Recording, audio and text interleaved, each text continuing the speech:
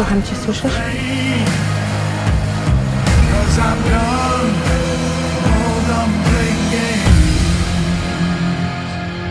Jadi untuk total skor film kali ini gue kasih nilai 2,7/10. Pada akhirnya semua film itu selera masing-masing kok.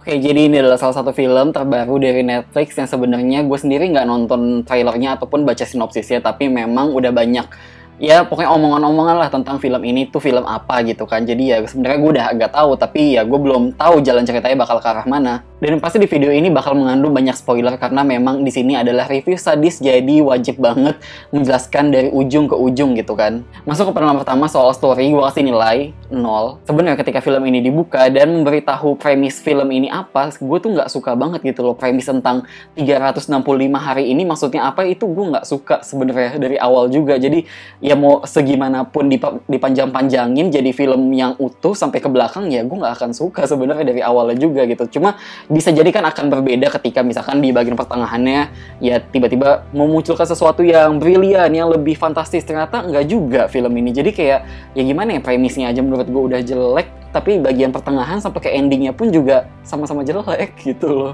Dan tadinya gue kira tuh ini film US gitu ya, ternyata pas di awal-awal loh kok ini pakai bahasa Spanyol atau apa gitu kan, pokoknya bahasa asing deh. Ternyata setelah gue searching, oh ini bahasa Polandia, Italia, campur bahasa Inggris. Jadi ya campur-campur 3 bahasa itu gitu. Dan pokoknya ketika di awal-awal film aja gue udah kayak curiga gitu, kok ini nuansanya, vibe-nya bakalan kayak 50 Shades of Grey gitu ya. Maksudnya ya gitu deh.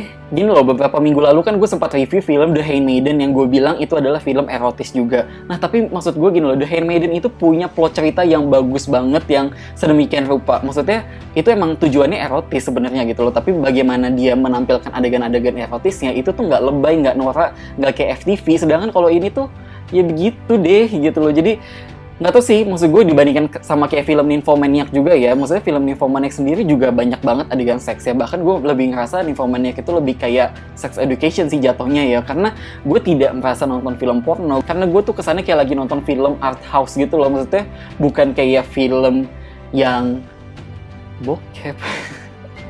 Apa ya istilahnya, maksudnya beda deh maksud gue. Jadi gini, kalau misalkan memang pengen bikin film erotis ya kalau bisa jangan pakai style yang kekinian, mungkin akan lebih oke ya menggunakan ya kayak itu The Handmaiden atau Nymphomaniac contohnya. Jadi nggak akan terlihat seperti film porno. Oke, film ini bercerita tentang seorang cowok bernama Massimo yang dimana dia adalah keluarga gangster, dimana dia juga punya bokap. Tiba-tiba bokapnya pas di opening di awal-awal bokapnya ditembak mati sama orang lain. Detik-detik sebelum kejadian bokapnya itu mati, dia tuh ngeliat bayangan seorang cewek cantik yang membuat dia terobsesi banget. Bahkan dia mencari ke seluruh dunia untuk bertemu dengan cewek ini gitu ya. Ya gue ngerti sih dia orang kaya gitu ya, jadi ya dia mau keliling dunia nyari cewek ini gitu, satu orang cewek dibanding miliaran orang di dunia ini gitu kan, gimana caranya bisa ketemu gitu. Ya udah tiba-tiba akhirnya ketemu deh nggak sengaja di sebuah restoran yang menurut gue itu agak aneh banget sih, karena di situ kan adegannya si ceweknya ini namanya Laura. Laura ini sebenarnya udah punya pacar namanya Martin, tapi di situ bajunya Martin sama temennya Olga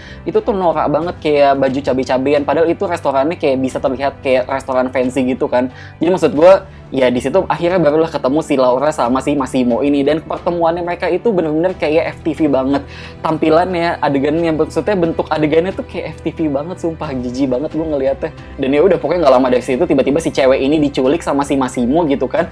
Terus ya udah dia dikasih satu syarat, kamu aku tahan di sini dan aku kasih waktu 365 hari untuk jatuh cinta kepada aku. Ya ampun, dialog-dialognya aja tuh nggak banget gitu loh. Ya udah nextnya si Laura ini sebenarnya agak-agak nggak mau gitu kan, dia nolak-nolak, dia bahkan mau kabur dari rumahnya si Massimo, tapi ya gitu deh pokoknya membuat keadaan situasi yang membuat dia tidak bisa kabur gitu kan. Sampai akhirnya menuju ke adegan di hotel, dimana itu adegannya jadi kayak film 50 Shades banget ya, tiba-tiba ada borgol-borgolan lah, bahkan menurut gue lebih kayak film Geralt's Game gak sih? Jadi kayak dia di borgol terus tiba-tiba mungkin si cowoknya tiba-tiba serangan jantung mati deh tuh, sama kan nasibnya. Dan ya udah pokoknya selama misi 365 hari itu menurut gue ini tuh kayak storyline-nya benar-benar sampah banget, kayak pokoknya adegannya gitu-gitu doang, nge-sex lah, terus tiba-tiba narkoba, terus pesta-pesta lagi dengan kemewahan dan keglamorannya. Jadi maksud gue tuh nonton film ini kayak pas di bagian pertengahan kayak boring banget, ini bakal ke arah mana sih gitu loh. Maksudnya adegannya gitu-gitu aja, ngulang-ngulang lagi. Dan apalagi pas ketika adegan di kapal gitu ya, ketika pertama kali mereka melakukan itu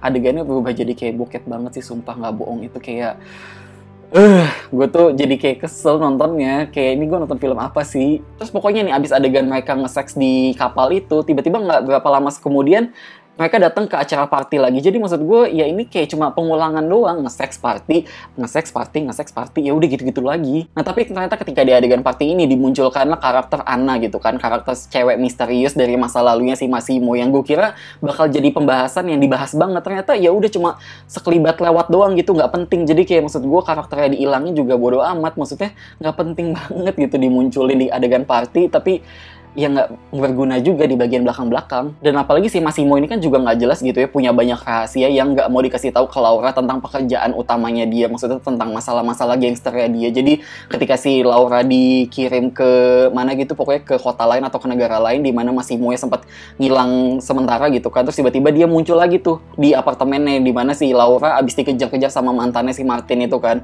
Nah di situ tiba-tiba kayak Lauranya ngambek dikit doang, nampar, udah, terus tiba-tiba nge-seks lagi. Jadi kayak ini si Laura jadi kayak cewek murahan banget deh maksudnya kesannya. Dan apalagi ketika ini nyampe ke adegan belakang-belakang, ketika si Laura sama Massimo udah mau nikah, udah engagement, terus tiba-tiba si Olga temannya dia diundang buat jadi bridesmaidnya, terus akhirnya si Laura ngasih tahu ke Olga nih kalau ternyata dia hamil gitu kan. Ya iyalah, nge-seks aja kagak pakai kondom, keluarnya juga di dalam gitu kan, logikanya gimana nggak hamil gitu logikanya. Nah di sini Olga kan ngomel-ngomel gitu kan ke Laura, maksudnya ya dia hamil duluan gitu. Nah tapi di sini konfliknya ya udah gitu doang, sekelibat lewat doang. Jadi maksud gue konflik-konflik di sini tuh kayak ada yang baru muncul tapi langsung selesai, ada yang baru lagi muncul langsung selesai lagi. Jadi kayak buat apa ditaruh konflik-konflik itu kalau langsung sekelibat selesai doang. Terus ketika nyampe ke ending, yang menurut gue ini endingnya kentang banget ya, kayak apa ya, adegan klimaksnya di mana, adegan endingnya ternyata cuma gitu doang gitu loh. Jadi ya udah, pengen ngasih tahu bahwa maknanya jangan deket-deket sama gangster kalau main pakai kondom gitu kan. Terus jadi ya udah,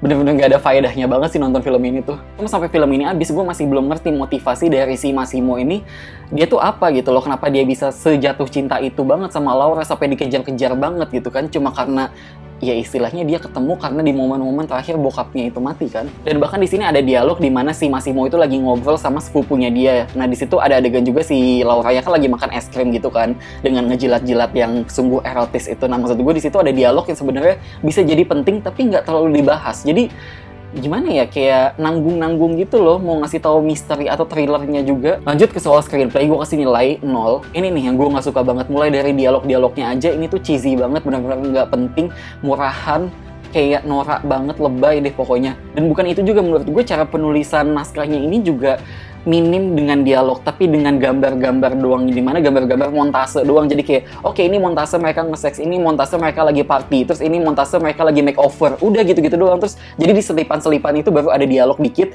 terus montase lagi, dialog lagi, montase lagi, kayak gitu-gitu doang gitu loh filmnya. Dan apalagi ini dialog paling menjijikan adalah di sini, tau nggak apa? Baby girl. Sumpah tiap kali itu diucapin sama Massimo, gue tuh kayak menjijikan banget, kayak pengen gue skip, pengen gue hapus dari otak gue gitu ya, itu kata-kata baby girl. Lanjut ke soal directing, gue kasih nilai 2. Ternyata setelah gue cari tahu, ini sutradaranya adalah seorang cewek, bukan cowok. Tumben aja sih, nggak biasanya gitu kan. Cuma gue jadi mikir, apakah ini dari fantasi liarnya dia, kayak apa jadinya kalau misalkan gue membuat sebuah kisah tentang cewek yang bertemu dengan cowok yang ganteng banget, tajir, kaya, seksi, pokoknya oke banget deh gitu. Tapi dia adalah seorang gangster. Jadi gimana ya nasib gue nanti kayak gitu loh. Jadi ya kayak fantasi-fantasi gitu deh gue rasanya.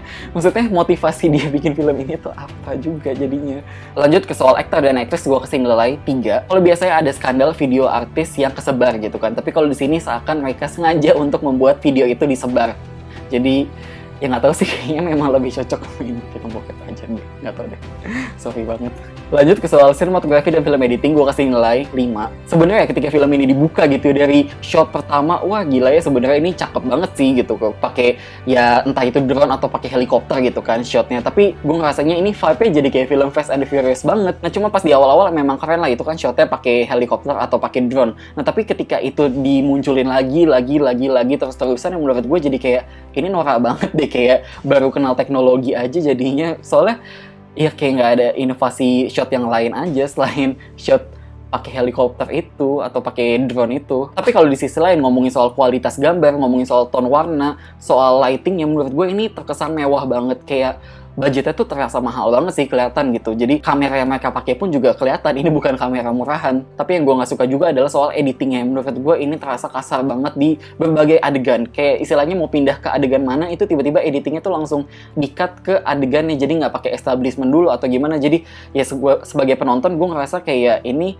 ya mengagetkan aja. Oh, tiba-tiba udah langsung loncat ke sini, langsung loncat ke sini, langsung loncat ke sini. Lanjut ke soal production design, gue kasih nilai 8. Mungkin ini sih satu-satunya hal yang paling gue suka dari film ini gitu ya, dan yang paling bisa gue hargai dari film ini karena ya memang gue akuin untuk soal rumahnya si Massimo yang dimana dia orang kaya banget, gangster ya, itu rumahnya udah kayak istana gitu kan, gede banget. Lanjut ke soal kostum, makeup, dan hairstyle, gue kasih nilai 4. Mungkin yang gue nggak suka di sini adalah soal makeup beauty-nya yang terkesan banyak banget makeup yang menor banget, bahkan itu kayak adegan lagi bangun tidur, itu bulu mata, eyeshadow, kayak masih bagus banget, rambut juga masih, ya pokoknya nggak ada bedanya sama sinetron gitu jadinya. Cuma mungkin satu-satunya hal yang gue suka dari soal kostum, makeup, dan hairstyle di sini adalah soal ya kostumnya mereka sih yang terkesan itu mewah banget. Kayak maksudnya itu baju-baju mahal lah gitu kan. Kecuali pas adegan ultahnya si Laura pas dia bagian awal-awal gitu ya, bajunya si Martin sama Olga yang kayak cabe-cabean. Lanjut ke soal sound dan music, gue kasih nilai 0. Gue bingung deh, ini gue nonton film apa nonton video klip sih. Maksudnya dikit-dikit lagu, dikit-dikit musik. Maksudnya ini soundtracknya tuh banyak banget, kayak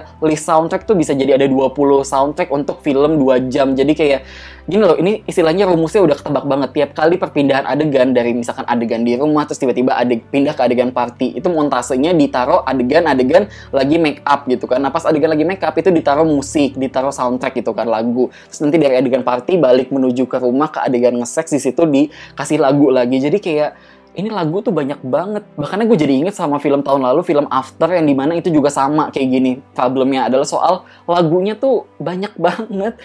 Gue kayak heran gitu loh. Dan pada akhirnya semua pilihan-pilihan tadi gue tambah-tambahin dan menjadi nilai rata-rata di awal video ini. Oke, sekian review film ini dari gue dan makasih udah nonton.